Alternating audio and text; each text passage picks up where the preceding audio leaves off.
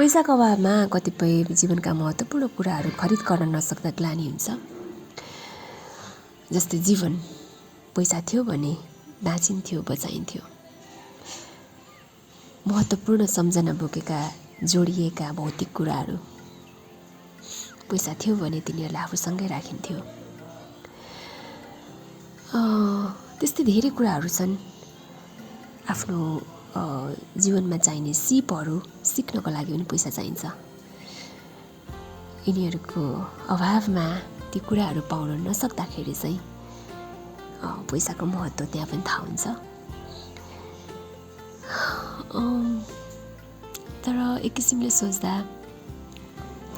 सबै कुराहरू व्यर्थ छन्। एक दिन यी सबै कुराहरू छोडेर जानै पर्छ जस्तो पनि लाग्छ।